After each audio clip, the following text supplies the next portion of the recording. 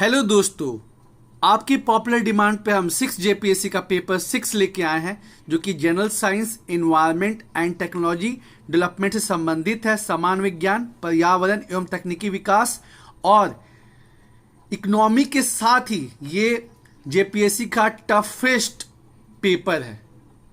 Economy भी बहुत tough है पेपर 5 और साइंस भी बहुत टफ है पेपर 6। इसका भी सिलेबस बहुत ज़्यादा वास्ट है और इसको कवर करने में बहुत ज़्यादा समय लगता है। तो आप जरूर से इकोनॉमिक्स और साइंस के लिए टाइम निकालिए ही निकालिए, नहीं तो हो नहीं पाएगा। 3 घंटे का समय है और फुल मार्क्स 200 है। इसमें टोटल 6 क्वेश्चन है और हर क्वेश्चन करना कंपलसरी है। क्वेश्चन नंबर 1 जो है ऑब्जेक्टिव है।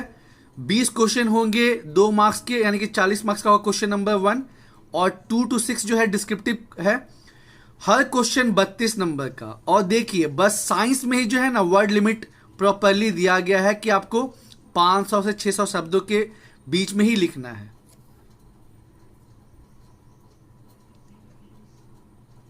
तो चलिए स्टार्ट करते हैं। पहले ऑब्जेक्टिव देख लेते हैं। 20 ऑब्जेक्टिव रहेगा, हर ऑब्जेक्टिव जो है 2 मार्क्स का है। Question number 1, sound of frequency below 20 hertz are called. 20 hertz से कम आवृत्ति वाले ध्वनि को क्या कहते हैं? और audio sounds, infrasonic, ultrasonic, supersonic. खुद से कीजिए, ज़्यादा अच्छा रहेगा, ज़्यादा समझ में भी आएगा। Question number 2, a body is lifted from the ground on to a table by you. The amount of work perform in the process not depends upon.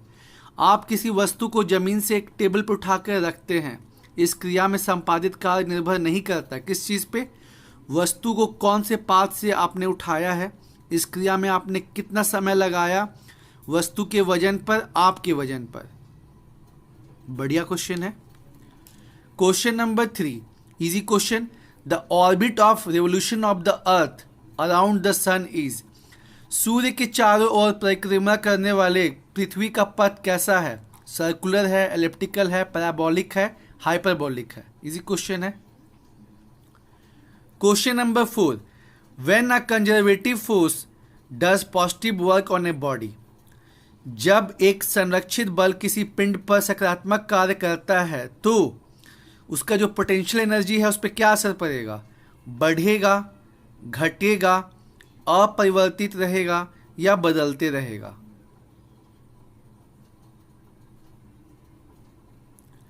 Question number 5, easy question है। फादर ऑफ जेनेटिक्स, अनुवांशिकी विषय के पिता निम्नलिखित में से कौन है? Mendel, Morgan, Muller, Hugo de Vries. ये तो मेंडल है। Question number 6, tough question. अगर आपने प्रोफेज नहीं पढ़ा है, माइटोसिस मियोसिस नहीं पढ़ा है तो ये क्वेश्चन बनेगा नहीं। आपको स्टेजेस पूछे गए हैं प्रोफेज 1 के। तो पहला ऑप्शन में है जाइगोटीन, लेप्टोटीन, पैचिटीन, डाइकिनेसिस, डाइप्लोटीन। दूसरा है लेप्टोटीन, जाइगोटीन, पैचिटीन, डाइप्लोटीन, डाइकिनेसिस। तीसरा है लेप्टोटीन, पैचिटीन, जाइगोटीन, डाइकिनेसिस, डाइप्लोटीन। और चौथा है डाइप्लोटीन, डाइकिनेसिस, पैचिटीन, जाइगोटीन, लेप्टोटीन। इस टॉपिक को ना माइटोसिस मियोसिस जो कि लाइफ साइंस में है, सेक्शन बी में दिया गया सिलेबस के, समझने में ना एकदम बैंड बज गया था। अब जितना बार पढ़ेंगे उतना ही कन्फ्यूजन होगा। इसीलिए साइंस के लिए टाइम देना ही देना है। बहुत ज़्यादा सिलेबस वास्ट है और मतलब कुछ कुछ तो ऐसा टॉपिक है ना कि मतलब आप 5-6 बार भी पढ़ लेंगे ना तब भी उसमें कॉन्फिडेंस नहीं आएगा।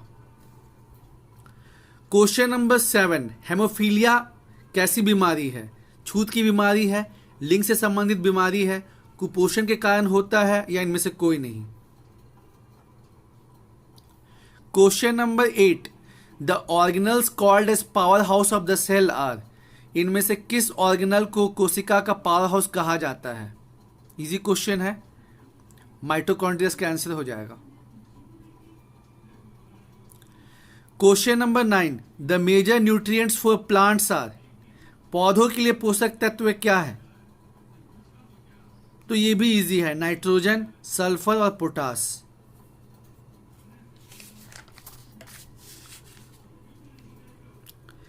नीम पेड़ का उपयोग किस लिए होता है? आसान है, timber, fertilizer, medicinal, all of the above.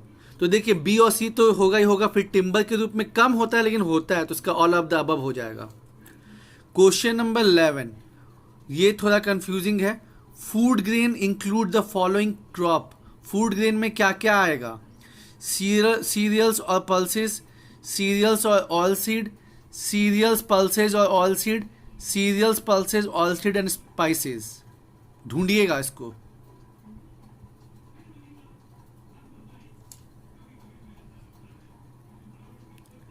Question number 12, planning commission report 1989 के हिसाब से जो भारत के एग्रो क्लाइमेटिक जोन है, यानी कि कृषि मौसम क्षेत्र जो है, उसमें झारखंड किस में आता है? सेंट्रल प्लेट्यू और हिली रीजन में, वेस्टर्न प्लेट्यू और हिली रीजन में, eastern plateau and hilly region में, और ट्रांस गंगेटिक प्लेन में। तो ये आसान है, ईस्टर्न प्लेट्यू और हिली रीजन में। इकोसिस्टम, कौन से 4 चीज मिलकर इकोसिस्टम को बनाएंगे?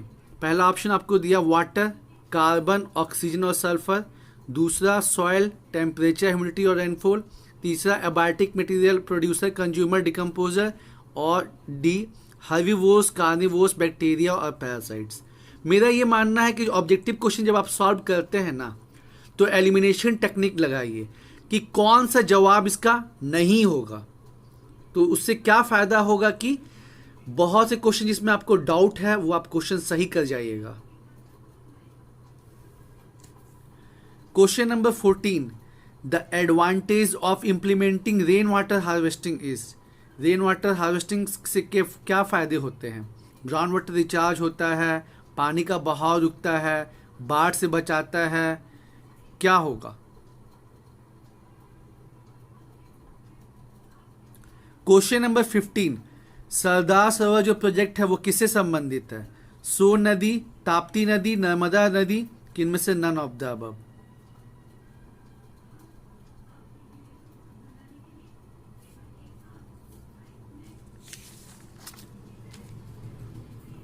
Question number 16, red data book जो है वो किस पे डेटा प्रोवाइड करता है?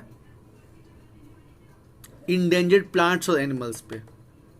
लुप्त प्राय पौधे और पशुओं की जानकारी देता है ये। HIV and AIDS act was implemented in, कब हुआ था? 2014, 15, 16, 17। कंफ्यूजिंग क्वेश्चन था। GIS किससे डील करता है?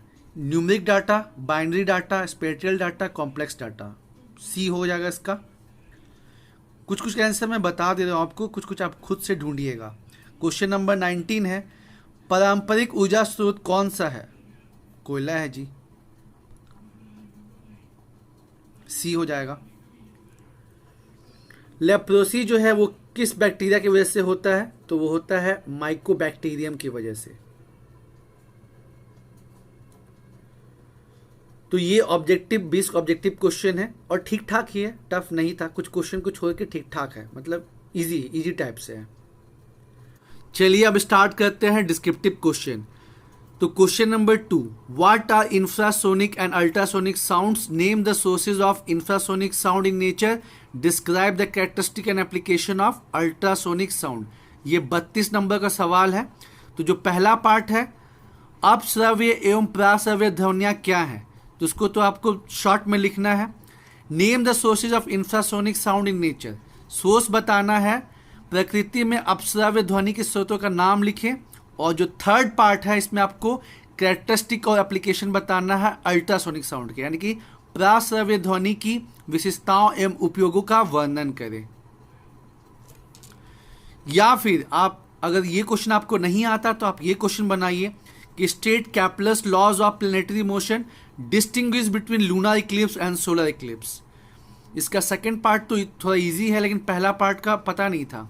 कैप्लर के ग्रहीय गति के सिद्धांत का वर्णन करें। चंद्र ग्रहण एवं सूर्य ग्रहण के बीच प्रभेद बताएं। और दोस्तों मैं चाहूंगा कि आप हर क्वेश्चन जो है अपने कॉपी में लिखें और उसको अच्छे से ध्यान में रखें। Question number 3, what do you understand by sex linked inheritance? Illustrate with suitable example. लिंग सहलग वसांगति से आप क्या समझते हैं, इसे उदाहरण देके समझाएं। तो इसको आपको बताना था। XY क्रोमोसोम XX क्रोमोसोम से जो होता है, इसमें आपका आता है कलर ब्लाइंडनेस और हीमोफीलिया। और मेरे एक फ्रेंड ने इसको बहुत अच्छे से समझाया था, इसलिए मैं ये क्वेश्चन अटेम्प्ट कर पाया, नहीं तो नहीं कर पाता। और जो सेक्शन बी है लाइफ साइंस, उसको ना मतलब क्या बोले, मतलब बहुत टफ है, बहुत टफ। अगर आप बायो के स्टूडेंट नहीं हैं तो आपको समझने में बहुत ही टाइम लगेगा। दूसरा पार्ट जो है इसमें बोला गया था name 4 important hormones of pituitary gland, discuss their function, ये तो मैंने पढ़ा ही नहीं था। पीयूष ग्रंथि के 4 प्रमुख हार्मोन्स के नाम लिखें, इनके कार्य की व्याख्या करें। Question number 4, what do you mean by agroforestry, describe the importance of agroforestry and there management. कृषि वानिकी से आप क्या समझते हैं, कृषि वानिकी के महत्व एवं प्रबंधन का वर्णन करें। तो जहाँ मतलब खेती भी होती है और मतलब पेड़ पौधे भी लगते हैं, उसको हम एग्रोफॉरेस्ट्री बोलते हैं। ये इंडिया में काफ़ी पॉपुलर हो रहा है, इसका आपको इंपॉर्टेंस के बारे में बताना है और कैसे मैनेज किया जाता है। पर मैंने जो है इसका सेकेंड पार्ट जो है वो अटेम्प्ट किया, explain in brief the salient features of Pradhanmantri Fasal बीमा योजना, क्योंकि मुझे लगा कि मैं इसके लिए जो है अच्छा आंसर लिख पाऊंगा। तो देखिए, अभी तक मैं सुनते आ रहा था कि यार जो आंसर लिखना है ना, कुछ खास लिखना है, कुछ खास लिखना है, लेकिन मेरे को स्ट्राइक नहीं कर रहा था। इस क्वेश्चन में मुझे लगा कि नहीं, इस क्वेश्चन में क्या किया जाए, पहले बताया जाए कि भारत कैसा देश है। भारत एक ऐसा देश है जहाँ पे डिजास्टर बहुत होते रहता, आपदा आते रहती है। तो मैंने एक मतलब नक्शा बनाया भारत का और दिखाया कि हाँ, इधर काफ़ी बाढ़ आता है, इधर काफ़ी सूखा पड़ता है, ये सब। फिर मैंने ये बताया कि देश में मान लीजिए 50% लोग जो हैं वो खेती करते हैं, उसमें से 80% जो किसान है वो छोटे किसान हैं, उनके पास जो है संसाधन की कमी है। और चूंकि भारत एक आपदा प्रभावित देश है और किसान जो है छोटे किसान हैं, तो इसलिए जो है फसल बीमा योजना जरूरी है और प्रधानमंत्री फसल बीमा योजना की जो है इंपॉर्टेंस काफ़ी बढ़ जाती है। मैंने थोड़ा लंबा इंट्रोडक्शन दिया क्योंकि 32 नंबर का लिखना था, तो लगभग 1 पेज में मैंने पहले इंट्रोडक्शन ही दिया, फिर इसका जो मेन पॉइंट है उसके बारे में लिखा, प्रधानमंत्री फसल बीमा योजना के बारे में। उसके बाद जो है इसकी कमियां बताई कि जैसे जो जानवर नुकसान पहुंचाते हैं उसको ये कवर नहीं करता है, और कुछ जो है, या फिर मान लीजिए आपके दुश्मन ने आपके जो फसल में आग लगा दिया, तो मतलब वो सब चीज़ को कवर नहीं करता। ये बस नेचुरल जो प्राकृतिक आपदा है ना, उसी को कवर करता है, ये इसकी कमी है। ये सब चीज़ मेंशन किया। प्लस इसमें जो है सैटेलाइट का इस्तेमाल किया जा रहा है देखने के लिए कि सही में फसल का नुकसान हुआ है कि नहीं हुआ है। और फिर जैसे मैंने आपको बताया था कि मेरे दोस्त धर्मेंद्र ने, जो कि रोज़ न्यूज़पेपर पढ़ता है, उसको क्या बेनिफिट हुआ। जनवरी में ही जब एग्ज़ाम था तो स्टार्टिंग में न्यूज़पेपर में आया था कि पैक कमेटी जो है उसने अपना रिपोर्ट दिया है प्रधानमंत्री फसल बीमा योजना के संदर्भ में और बताया है कि कैसे इस योजना का दुरुपयोग हो रहा है और उसको कैसे ठीक किया जा सकता है। तो ये मैंने तो नहीं लिखा था, लेकिन धर्मेंद्र ने लिखा था। इसीलिए आप लोगों से रिक्वेस्ट है कि रेगुलर बेसिस पे जो है न्यूज़पेपर का एडिटोरियल यानी कि संपादकीय जरूर पढ़िए। जो इंग्लिश पढ़ते हैं वो इंडियन एक्सप्रेस या हिंदू, लेकिन हिंदू थोड़ा महंगा है, पर आप उसका ऐप ले सकते हैं। और इंडियन एक्सप्रेस भी काफ़ी अच्छी न्यूज़पेपर है। और हिंदी के लिए आप दैनिक जागरण, सुपर्ब है, superb. Question number 5, what is solid waste management, write causes, effects and control method of urban and industrial waste. मतलब कि ठोस अपशिष्ट का प्रबंध क्या है, ये तो एक पार्ट है, इसको डिफाइन करना है। दूसरा आपको ये बताना है कि नगरीय और औद्योगिक अपशिष्ट के कारण कॉजेज क्या है, उनका प्रभाव क्या है और कंट्रोल क्या है। तो मैनेजमेंट तो आप जानते हैं कि उसको कलेक्ट करना, उसका ट्रीटमेंट करना ही सॉलिड वेस्ट मैनेजमेंट कहलाता है। और इसमें आप दिखा सकते हैं कि सॉलिड वेस्ट कितने टाइप के होते हैं। ऊपर में ब्रैकेट स्क्वायर बनाया सॉलिड वेस्ट, और उसके बाद नीचे एरो दिखा के दिखाएं म्यूनसिपल वेस्ट, ई वेस्ट और बायोमेडिकल वेस्ट। और ऐसा कहा जाता है कि बहुत कम कलेक्शन हो पाता है।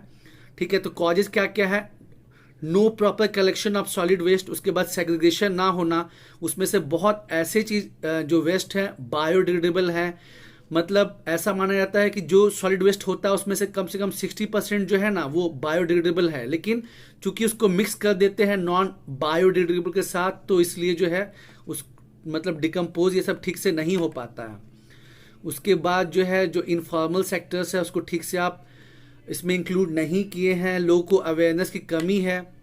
और इफेक्ट क्या है आप तो देख ही रहे हैं, दिल्ली का जैसे लैंडफिल का दिखाता है।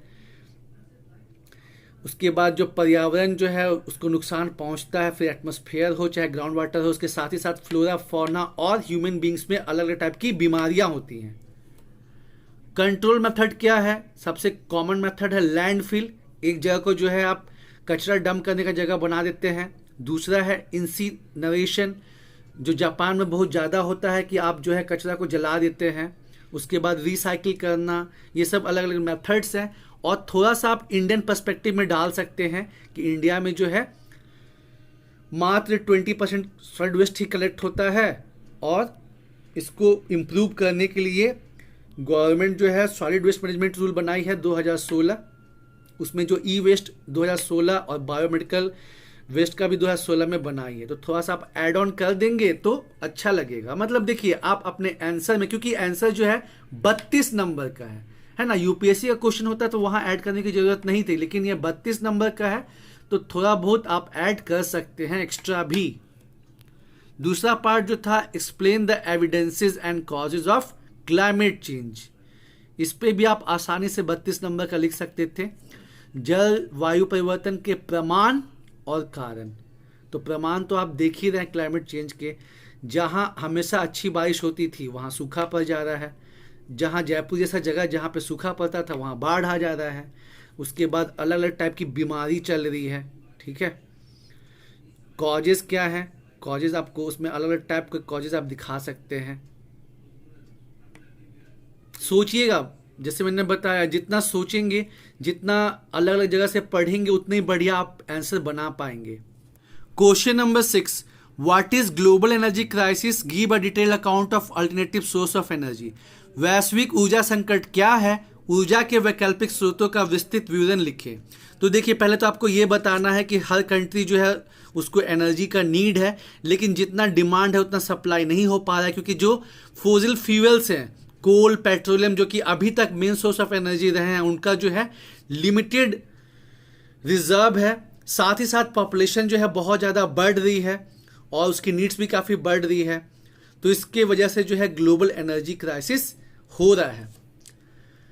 अब जो है आपको अल्टरनेटिव सोर्स ऑफ एनर्जी बताना है, तो उसमें आप अल्टरनेटिव सोर्स ऑफ एनर्जी में एक तो ये दिखा सकते हैं कि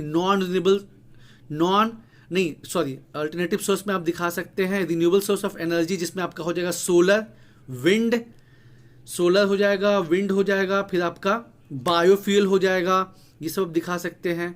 और साथ ही साथ एक और साइड में दिखा सकते हैं आप न्यूक्लियर एनर्जी। उसके बाद सबके बारे में थोड़ा लिख सकते हैं कि सोलर के लिए जैसे इंटरनेशनल सोलर अलायंस बना है, उसको बढ़ावा देने के लिए बायोफ्यूल्स के लिए भी बहुत सारी पॉलिसीज बनी हैं, वो बता सकते हैं। और देखिए मैंने जैसे कहा कि एक ऐसा क्वेश्चन है जिसमें आप इनोवेट कर सकते हैं, तो आप एक यहाँ पे देखिए दिखा सकते हैं कुछ ऐसा करके एक सर्कल, ये एक सर्कल ये और एक सर्कल ये, तो आप बता सकते हैं कि हाँ जी ये हो गया आपका सस्टेनेबल डेवलपमेंट गोल, ठीक है। ये हो गया आपका Paris climate change, Paris climate accord समझौता जो हुआ था वो। और ये आपका हो गया सेंदई फ्रेमवर्क।